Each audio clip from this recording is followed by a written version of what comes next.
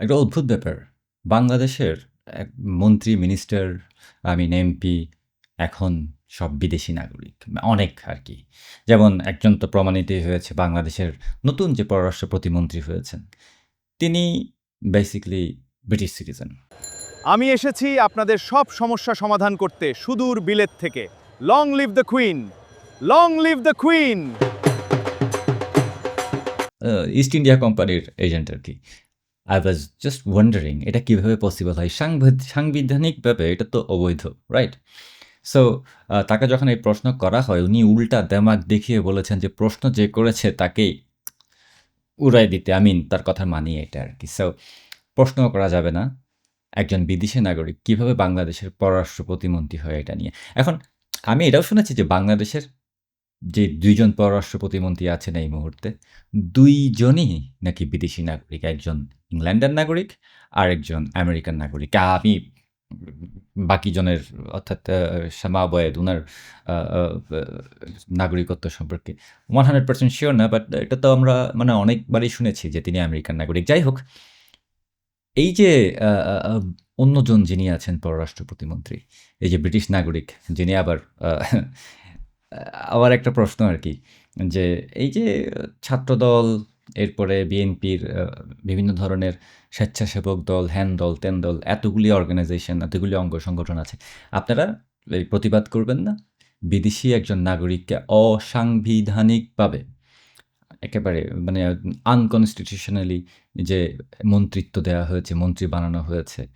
A I mean এভাবে চিন্তা করেন যে ১৭-১৮ বছর ধরে তো বিএনপির অনেক নেতাকর্মী অনেক কষ্ট করেছেন, রাইট?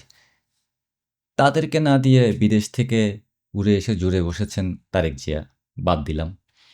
মন্ত্রীও বানাচ্ছেন এখন বিদেশি নাগরিকদেরকে। এটা তো অবৈধ। তার উপর হচ্ছে যে আপনাদের ইগোতে লাগে না। আপনাদের মানে মান-সম্মানে লাগে না, ইজ্জতও লাগে না। সো প্রশ্ন এটা না। প্রশ্ন হচ্ছে যে এই বিদেশি নাগরিক যিনি এখন বাংলাদেশের পররাষ্ট্রমন্ত্রী, প্রতিমন্ত্রী, উনি করবে কখন? অ্যা অ্যা রিজাইন করবে কখন? উনাকে সরাবেন কখন পদ থেকে? আ দেরি হবে নাকি এর মধ্যেই সরিয়ে ফেলবেন? আই মিন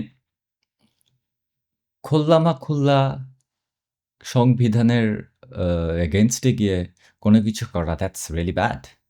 আর যেখানে বিদেশি নাগরিকরা এখন বাংলাদেশের মন্ত্রী প্রতিমন্ত্রী হচ্ছে, সেখানে বাংলাদেশের সার্বভৌমত্ব, স্বাধীনতা কতটুকু আছে, সেটাও একটা আসলে ভেবে দেখার বিষয়। তাছাড়াও আমি শুনেছি যে বিএনপির নেতাকর্মীদেরকে আসলে সেন্ট্রাল তাদের উপরের সারি থেকে উপরের ক্লাসের নেতারা আরকি যেমন ধরেন এলিটরা খুব একটা পাত্তা দেয় না।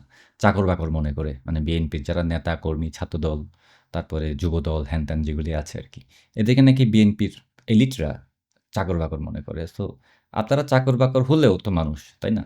তো সেই হিসেবেও তো আপনাদের একটু প্রতিবাদ-টতিবাদ করা উচিত যে এরকম অবৈধভাবে বিদেশী একজন মানুষকে, বিদেশী একজন নাগরিককে প্রুভেন, এটা একেবারে প্রুভেন ফ্যাক্ট। বাংলাদেশের পররাষ্ট্র প্রতিমন্ত্রী বানানো হলো। আপনাদের দল থেকে মন্ত্রী বানানো হলো। It's really sad. মানে মানে এটা তো হাস্যকর। অ্যা তার চাইতেও বড় কথা এগুলি অবৈধ। সো বাংলাদেশের বর্তমান যে সরকার একটা ফেক ইলেকশনের মাধ্যমে এসেছে, আই নো। আ উড়ে এসে জুড়ে বসেছে। Okay fine. এরপরে আবার উড়ে এসে জুড়ে বসানো হচ্ছে বিদেশি নাগরিকদেরকে। কোনো ধরনের সংবিধানের বালাই নাই, আইনের বালাই নাই, কোনো কিছু নাই। কেউ আইন মানে না। যেখানে সরকার নিজেই আইন মানে না, সেখানে মানুষ আর কি আইন মানবে? চাঁদাবাজি, এক্সটর্শন, মার্ডারস, কিলিংস, মববাজি এগুলি তো হতেই থাকবে কারণ আইনের প্রতি শ্রদ্ধা নেই। যেখানে আইন না মেনেই উল্টাপাল্টা মানুষজনকে বানানো হচ্ছে, বিদেশি নাগরিকদেরকে বানানো হচ্ছে বাংলাদেশের মন্ত্রী, মিনিস্টার, এমপি, গুরুত্বপূর্ণ পদগুলিতে দেওয়া হচ্ছে। পররাষ্ট্র প্রতিমন্ত্রী মতো গুরুত্বপূর্ণ একটা মন্ত্রিত্ব দেওয়া হয়েছে একটা বিদেশি নাগরিককে। সেখানে বাংলাদেশের স্বার্থ কতটুকু থাকবে? দেশ তো বিক্রি এখানেই মনে হয় কয়েকবার হয়ে গেছে। ইউনুস বিক্রি করেছে এক পার্ট, বাকি পার্টগুলি এখন আপনারাও বিক্রি করছেন।